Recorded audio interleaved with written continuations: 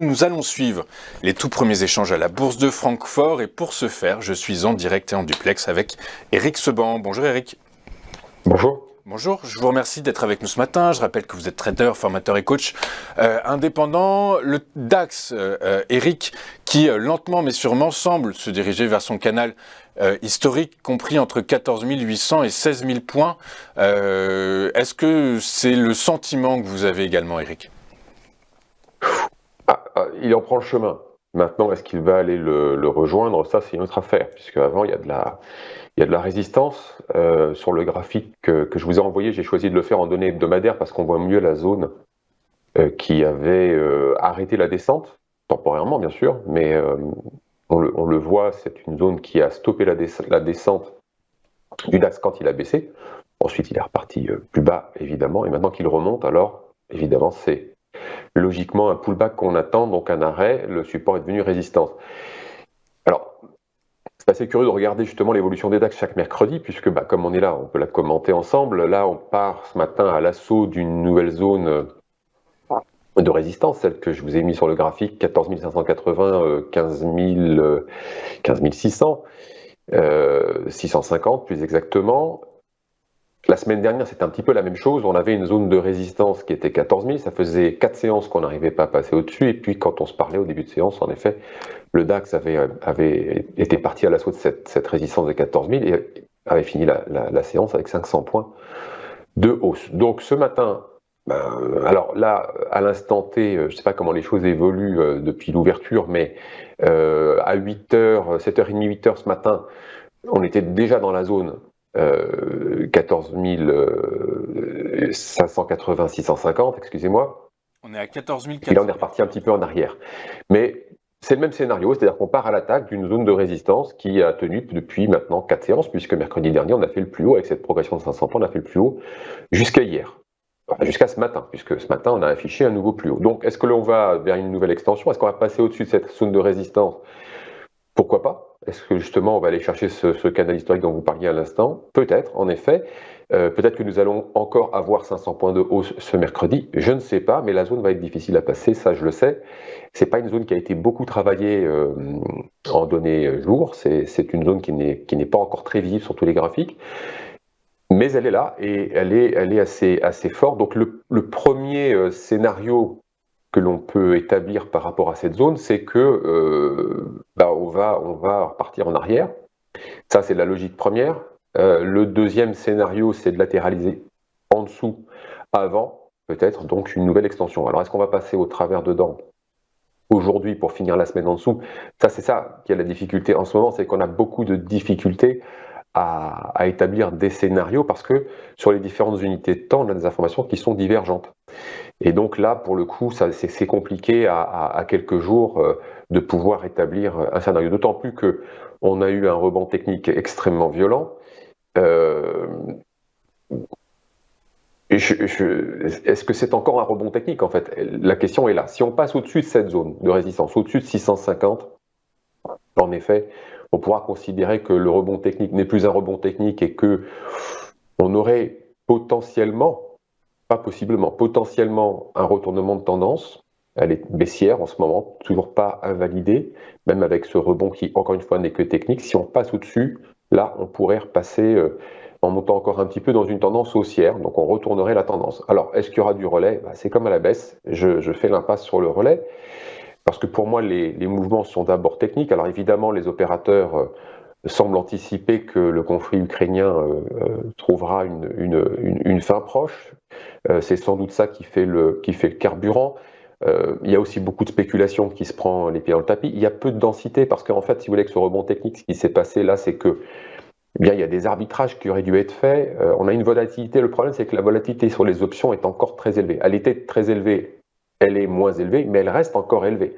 Donc ça permet pas de tellement arbitrer les positions. Beaucoup sont dans l'attente en ce moment, ne font rien, donc ça provoque un manque de densité qui favorise la génération de mouvements importants. Donc c'est difficile d'envisager la suite parce que si la volatilité implicite donc sur les options elle est toujours élevée, la volatilité intraday aussi, c'est-à-dire qu'on a des mouvements importants dans la journée. Donc en swing, on ne peut pas trop tirer de plan sur la comète parce qu'on a des possibilités, mais sur le plan de la lisibilité, c'est autre chose. Les probabilités sont difficiles à établir. Et comme je vous l'ai dit, suivant les unités de temps, on a des informations contradictoires. C'est-à-dire que si on regarde le graphique en données jour, on a effectivement balayé des résistances importantes. On est maintenant sous une résistance importante. Mais si on regarde le graphique en données hebdomadaires comme je vous l'ai envoyé, on est potentiellement à un niveau de résistance qui renverrait les prix vers l'arrière.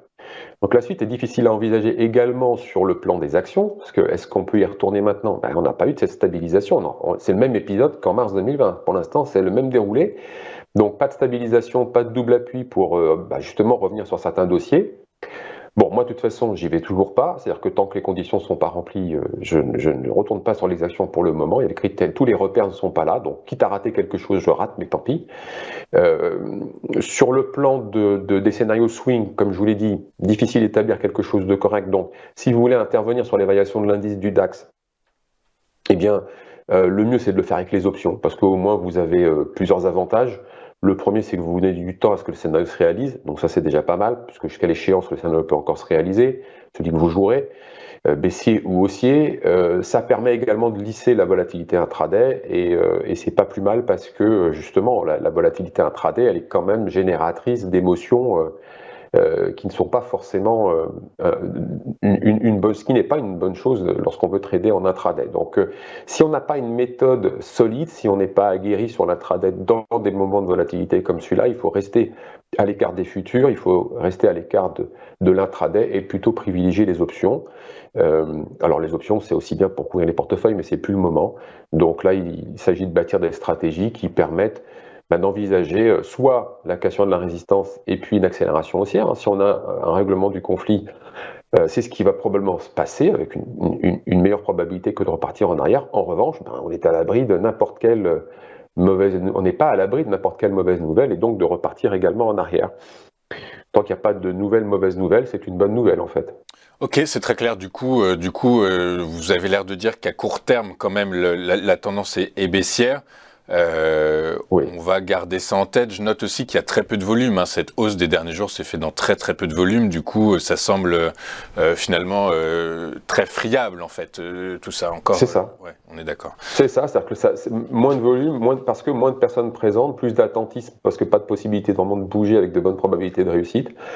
Ça fait moins de densité. Et quand il n'y a pas de densité, les mouvements se font, ça passe dans le beurre. Donc en effet, c'est pour ça qu'il faut se méfier, parce que on est peut-être encore que dans un rebond technique, avec de l'ampleur certes, mais on n'a pas encore switché vers quelque chose de plus durable. Ok, une dernière question Eric.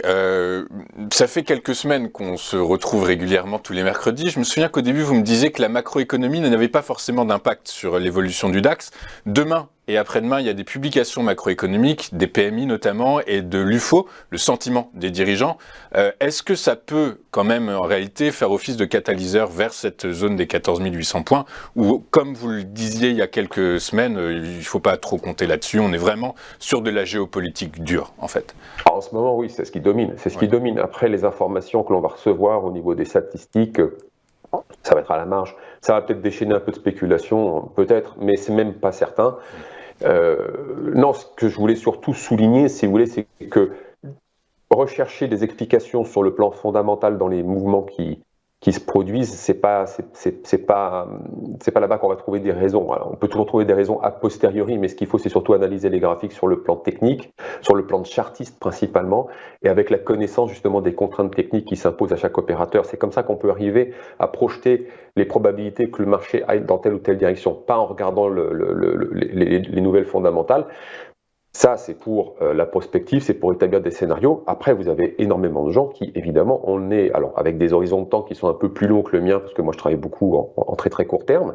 Mais lorsqu'on regarde à plus long terme, en effet, on se donne plus de temps et on va ajouter un peu de fondamental, un peu de macro, un peu de géopolitique. Mais c'est vrai que en ce moment, c'est la géopolitique qui domine le très court terme. C'est pour ça que c'est difficile à moyen terme de faire des scénarios, parce que l'incertitude court terme paralyse la suite, quoi.